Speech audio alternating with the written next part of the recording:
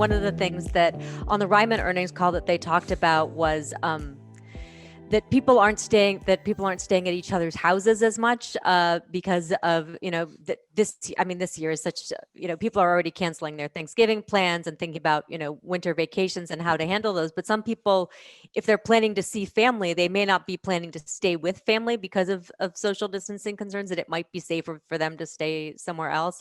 I know that's something my family's looking at. Do you think that that's going to have an impact on sort of the future, for the short-term future for hotels?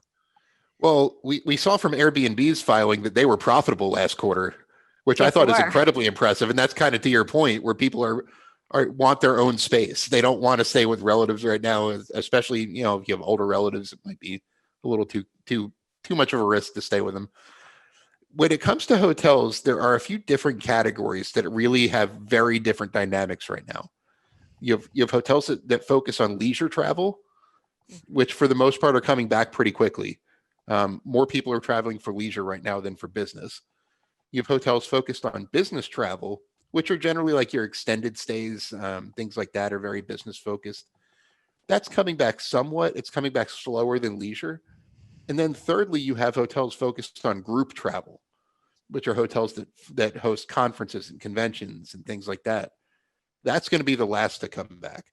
And that's what Ryman is.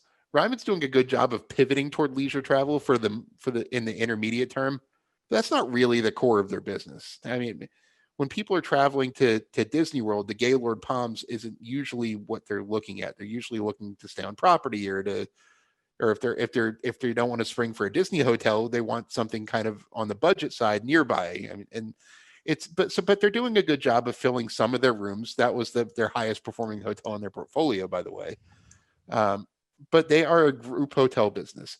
So when you're looking at hotel REITs, there's that kind of hierarchy that you're going to see when things start to come back. Leisure travel, which is already pretty much coming back, not to 2019 levels by any stretch, but much better than the other types. Then you have business travel, which like Apple Hospitality REIT, APLE is the symbol for that one. They're primarily focused on extended stay type properties, so they do a lot of business travel. And then at the bottom end of the spectrum is group hotel, which are going to be the longest to come back, but have the most to benefit from something like a vaccine. So I mentioned that Ryman popped by 48% since last Monday. That's because they have the most to gain from a vaccine. In term, that type of hotel is the most to gain from a vaccine. Apple Hospitality Properties, like I just mentioned, which is business oriented, was up by 22% since the vaccine. So about less than half the gain. And that's because you've already seen their business start to come back. They didn't get hit as hard in the first place. Ryman's business was so bad when the pandemic broke out that they decided it was just better to close. Most hotel operators did not close their doors.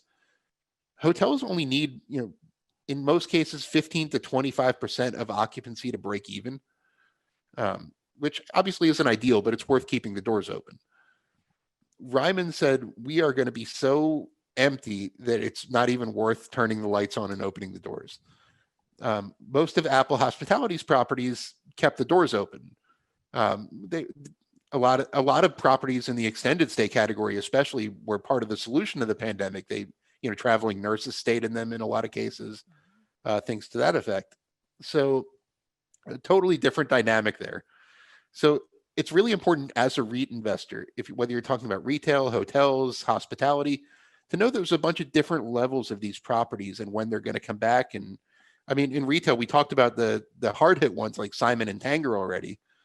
But then there are some like Realty Income, which is a retail REIT that mostly owns essential businesses. So it's a big difference in how they're performing in the pandemic and since the vaccine data was announced, because Realty Income's properties were already open. I mean, the vaccine's nice, but they really didn't need it to be profitable and keep going as usual. Simon and Tanger both do.